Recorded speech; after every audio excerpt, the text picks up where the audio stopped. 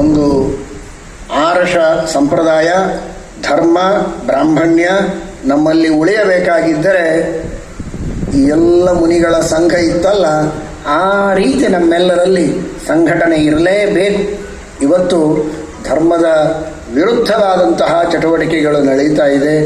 ಯಾವ ಭಾರತ ದೇಶದಲ್ಲಿ ಇಂತಹ ಉನ್ನತ ಮಟ್ಟದಲ್ಲಿ ಧರ್ಮ ಇತ್ತೋ, ಇಡೀ ಜಗತ್ತಿಗೆ ಧರ್ಮೋಪದೇಶವನ್ನು ಕೊಟ್ಟು ಜಗತ್ತನ್ನೇ ಉನ್ನತಿಯ ಮಾರ್ಗದಲ್ಲಿ ನಡೆಸಿಕೊಂಡು ಹೋಗುವ ನಮ್ಮ ಭಾರತ ದೇಶವೋ, ಇದೇ ಭಾರತ ದೇಶದಲ್ಲಿ ಇದೇ ಸನಾತನ ಧರ್ಮವನ್ನು ಅನುಸರಣೆ ಮಾಡುವಂತಹ ಜನರಿಗೆ ಅವಹೇಳನೆ ಆಗ್ತಾ ಇದೆ, ತಿರಸ್ಕಾರ ಆಗ್ತಾ ಇದೆ.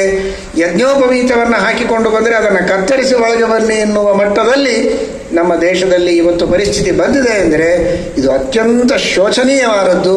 ಆದರೆ ಶೋಕ ಮಾಡ್ತಾ ಕೂಡುವ ಸ್ಥಿತಿ ಇಲ್ಲ. ಇದಕ್ಕೆ ಪ್ರತಿಭಟನೆ ಆಗಲೇಬೇಕು. ಆ ತರಹದ ಸಾತ್ವಿಕವಾದ ಪ್ರತಿಭಟನೆಯನ್ನು ನಾವೆಲ್ಲ ಸನಾತನ ಧರ್ಮದವರು ಸೇರಿ, ಇದು ಜನಿವಾರಕ್ಕೆ ಕತ್ತರಿ ಬಂದಿದೆ ಅಂದರೆ ಕೇವಲ ಬ್ರಾಹ್ಮಣರಿಗೆ ಮಾತ್ರ ಅಂತ ಭಾವಿಸಬೇಡಿ. ಇದು ನಮ್ಮ ಸನಾತನ ಧರ್ಮಕ್ಕೆ ಆಗಿರುವಂತಹ ಅಪಮಾನ. ಇದು ಕೇವಲ ಬ್ರಾಹ್ಮಣ್ಯಕ್ಕೆ ಆದದ್ದಲ್ಲ.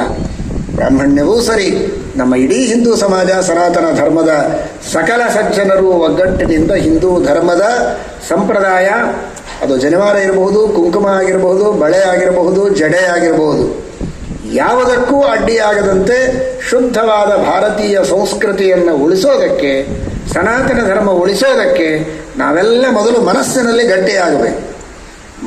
ಗಟ್ಟಿಯಾಗಬೇಕು.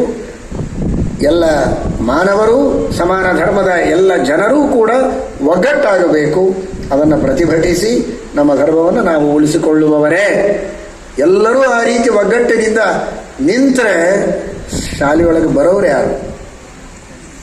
ನಾವೆಲ್ಲರೂ ಸನಾತನಿಗಳೇ, ನಾವೆಲ್ಲರೂ ಹಿಂದೂಗಳು, ನಾವೆಲ್ಲರೂ ಒಗ್ಗಟ್ಟಿನಿಂದ ನಮ್ಮ ಧರ್ಮಕ್ಕೆ ಅವಕಾಶ ಕೊಟ್ಟರೆ ನಾವು ಶಾಲೆಗೆ ಬರ್ತೇವೆ, ಇಲ್ಲದಿದ್ದರೆ ಬರೋದಿಲ್ಲ ಅಂತ ಧೈರ್ಯದಿಂದ ಹೇಳಿದರೆ ಶಾಲೆ ನಡೆಸಲಿ. ಹೇಗೆ ನಡೆಸ್ತಾರೆ? ಕೆಲವರನ್ನೇ ಇಟ್ಟುಕೊಂಡು ನಡೆಸ್ತಾರಲ್ಲ, ನಡೆಸಲಿ. ನಾವು ಬೇರೆ ಶಾಲೆ ತೆಗೆಯೋಣ. ಬೇರೆ ಶಾಲೆಯಲ್ಲಿ ಎಲ್ಲಿ ನಮ್ಮ ಧರ್ಮಕ್ಕೆ ಅವಕಾಶ ಇದೆ ಅಂತಹ ಶಾಲೆಗಳನ್ನೇ ತೆಗೆಯೋಣ, ಅಂತಹ ಶಾಲೆಗಳಲ್ಲೇ ಓದಲಿ. ಆದರೆ ಇವತ್ತು ಹೋಗಲಿ ಬಿಡಿ, ಮನೆಗೆ ಬಂದಮೇಲೆ ಹಾಕೊಂಡ್ರಾಯ್ತು ಜನಿವಾರ ಅಂತ ಉದಾಸೀನ ಮಾಡಿದರೆ ಅದು ಸರಿಯಾದದ್ದಲ್ಲ. ನಮಗೆ ಅಭಿಮಾನದ ಸಂಗತಿ ಬೀದರಲ್ವ, ಬೀದರಿನ ಒಬ್ಬ ಹುಡುಗ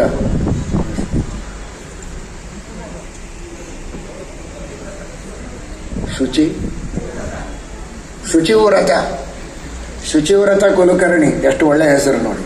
ಒಳ್ಳೆ ಧರ್ಮದ ಶುದ್ಧಿಯನ್ನು ಕಾಪಾಡಿಕೊಳ್ಳುವ ವ್ರತವನ್ನು ಇಟ್ಟುಕೊಂಡ ಒಬ್ಬ ಯುವಕ, ಒಬ್ಬ ಹುಡುಗ, ನಾನು ಬರೋದಿಲ್ಲ ಅಂತ ಧೈರ್ಯದಿಂದ ಹೇಳಿ, ಜನಿವಾರ ಇದ್ದರೆ ನಾನು ಬರ್ತೇನೆ, ಇಲ್ಲದೇ ಇದ್ರೆ ಬರೋದಿಲ್ಲ ಅಂತ ಹೇಳಿ ಆ ಒಂದು ನಮ್ಮ ಹಿಂದೂ ಧರ್ಮದ ದೀಕ್ಷೆಯನ್ನು, ಬ್ರಾಹ್ಮಣ್ಯದ ದೀಕ್ಷೆಯನ್ನು ಮೆರೆದಿದ್ದಾನೆ.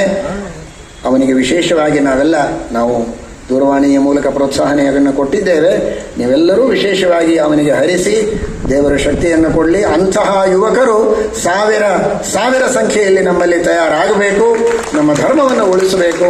ಹೆಣ್ಣು ಮಕ್ಕಳು ಅಷ್ಟೇ ಸರಿ. ಶಾಲೆಯಲ್ಲಿ ಕುಳಿತವರು ಹೇಳೋ ಪ್ರಸಂಗ ಇಲ್ಲೇ ಇಲ್ಲ. ಇವರೇ ಬಿಚ್ಚಿ ಹೋಗಿಬಿಡ್ತಾರೆ. ಕುಂಕುಮ ಅಳಿಸಿಕೊಂಡು ಕೈಯಲ್ಲಿದ್ದದ್ದನ್ನು ಬಿಚ್ಚಿ ಅಂಥ ಕೆಲಸ ಮಾಡಬೇಡಿ. ಅದು ಅಮಾಂಗಲ್ಯದ ಲಕ್ಷಣ, ವೈಧವ್ಯದ ಲಕ್ಷಣ. ಬಳಿ ತೆಗೆಯಬೇಡಿ, ಕುಂಕುಮ ಅಳಿಸಬೇಡಿ. ನಮ್ಮ ಧರ್ಮವನ್ನು, ನಮ್ಮ ಸಂಸ್ಕೃತಿಯನ್ನು ಉಳಿಸಿಕೊಂಡು ಅವಶ್ಯವಾಗಿ ಶಾಲೆಗೆ ಹೋಗಿ ಎಷ್ಟು ಬೇಕೋ ಲೌಕಿಕ ವಿದ್ಯೆಯನ್ನು ಪಡೆದು ಪ್ರಧಾನವಾಗಿ ನಮ್ಮ ಅಧ್ಯಾತ್ಮದ ಧರ್ಮದ ರಕ್ಷಣೆಯನ್ನು ಮಾಡುವಲ್ಲಿ ನಾವೆಲ್ಲ ಸಂಘಟಿತರಾಗಬೇಕು.